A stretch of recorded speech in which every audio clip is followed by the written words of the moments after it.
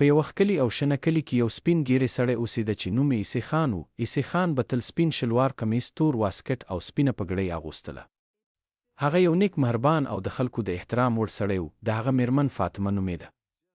فاطمه به تل سور ګلدوزي شوي کالي اغوستل. هغه یوه نرمه ژبه او مهربانه ښځه وه. دوی یو یوازینی زوی درلود چې نوم یې نسیم و. نسیم یو زحمتکښ او بااخلاقه ځوان و. هغه به د خپل مور او پلار ډیر درناوی کاوه. خو د کار او روزګار لپاره به ډېری وخت په بل ښار کې په مسافرۍ کې و. کله چې نسیم د واده عمر ته ورسېد، د کلي له یوې ښکلې نجلۍ سلیمې سره یې واده وکړ. سلیمه به تل رنګارنګ او ښکلي کالي اغوستل. د واده په لومړۍ ورځو کې به یې له عیسی خان او فاطمې سره ډېرې خوږې خبرې کولې. فاطمه به ویل: الحمدلله، الله موږ ته ډېره ښه ناوې راکړه. عیسی خان به هم په خوښۍ موسکی شو. څو میاشتې وروسته نسیم مجبور شو چې بیرته د کار لپاره مسافر شي. د تلو په ورځ یې خپلې میرمنې ته وویل: سلیمه، زما مور او پلار سپین ږیري دي. زه نه غواړم چې هغوی د ژوند په وروستیو کلونو کې تکلیف وویني. ته د هغوی خیال ساته. سلیمې په موسکا وویل: نسیمه، ته اندېښنه مه کوه. ستا مور او پلار زما مور او پلار دي. نسیم په ډاډه زړه روان شو. خو کله چې نسیم لاړ، د سلیمې اصلي چلند ښکاره شو. یوه ورځ فاطمې په نرم غږ وویل: لورې، که لږ چای جوړ کړې؟ سلیمې په تریو تندي ځواب ورکړ: هر وخت همدا فرمایشونه وي. زه ستړې یم. فاطمه چوپه شوه. بله ورځ عیسی خان غوښتل جومات ته لاړ شي. هغه وویل: لورې، زما عیسی نه پیدا کیږي که مرسته راسره وکړې. سلیمې په بې پروایي وویل: زه ستا شیان نه لټوم. عیسی خان غلی شو او خپله یې عیسی ول. ټوله ورځې تېرېدې او د سلیمې بد چلند زیاتېده.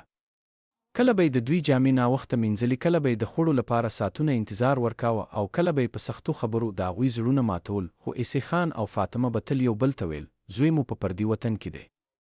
که حقیقت ورته ووایو، زړه به یې خفه شي. همدې خاطر به یې هیڅ شکایت نه کاوه. هره اونۍ به نسیم ټلیفون کاوه: مورې، څنګه یې؟ فاطمه به ویل: الحمدلله زویه، موږ ښه یو. پلاره، روغې؟ عیسی خان به ویل: الله دې خوشحاله لره، موږ ښه یو. بیا به نسیم له سلیمې وپوښتل: زما مور او پلار خوشحاله دي؟ سلیمې به په خوږ غږ ویل: هو، زه یې ډېر خدمت کوم. نسیم به خوشحاله شو او د خپلې میرمنې ستاینه به یې کوله. یوه ورځ فاطمه ناروغه شوه.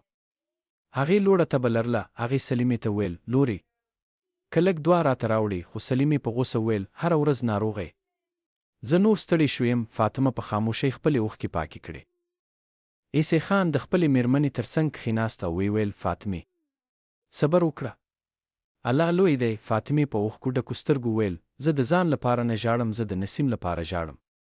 که حقیقت پوه شي، ډېر به خفه شي. بل لور ته نسیم هم ورو ورو د ځینو خلکو خبرې اورېدې. کله چې به د کلي کوم کس ښار ته ورغی، نسیم ته به یې په اشارو ویل: ستا مور او پلار ډېر کمزوري شوي دي. نسیم به حیران شو. یوه شپه هغه خپل پلار ته ټلیفون وکړ: پلاره، رښتیا وایې هر څه سم دي؟ عیسی خان لږ چوپ شو. بیا یې ویل: او زوی، هر څه ښه دي. خو د هغه غږ غمجن و. نسیم ټوله شپه په فکر کې و. څو ورځې وروسته د کلي یوې بوډۍ ښځې ورته ټلیفون وکړ. هغې ویل: زویه، که غواړې حقیقت پوه شي، بې له خبرتیا کور ته راشه. نسیم نور هم اندېښمن شو. هغه سمدستي د رخصتۍ غوښتنه وکړه او کلي ته روان شو. کله چې کور ته ورسېد، مستقیم دننه نه شو. هغه د انګړ له دیواله دننه وکتل. هلته یې داسې صحنه ولیده چې زړه یې ولړزېد.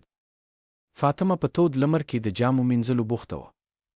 لاسونه یې رپېدل. عیسی خان د لرګیو دروند بار پر اوږه وړ، او سلیمه د ونې لاندې ناسته وه او په خپل ټلیفون کې بوخته وه. فاطمې په ستړي غږ ویل: لورې، لږ اوبه راکړه. سلیمې په غوسه ویل: زه ستا خدمتګاره نه یم. نسیم دا خبرې واورېدې. د هغه سترګې له اوښکو ډکې شوې. هغه ورو ورو کور ته ننوت. سلیمې چې نسیم ولید، خوشحاله شوه. نسیمه، ته راغلی؟ خو نسیم موسکی نه شو. هغه خپلې مور ته وکتل.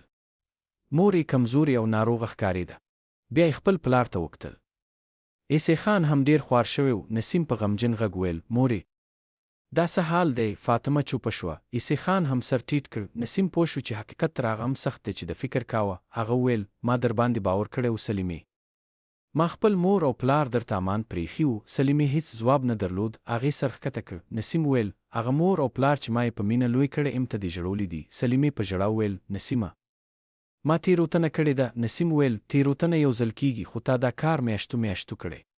سلیمې وژړل. هغې د فاطمې او عیسی خان په خو ته ځان واچاوه. مورې فاطمې، بابا عیسی خانه، ما وبخې، زه ډېره ظالمه وم. فاطمه د زړه له کومې مهربانه ښځه وه. هغې ویل: لورې، که له زړه توبه وباسي، الله هم بخښونکی دی. عیسی خان هم ویل: موږ د کینې خلک نه یو، خو باید د مشرانو عزت زده کړي. له هغې ورځې وروسته سلیمې خپل ژوند بدل کړ. هغه به سهار وختي پاڅېده، د کور کارونه به یې کول، د عیسی خان او فاطمې خدمت به یې کاوه او په درناوي به یې ورسره خبرې کولې. څو میاشتې وروسته کور بیرته د مینې او خوشحالۍ کور شو.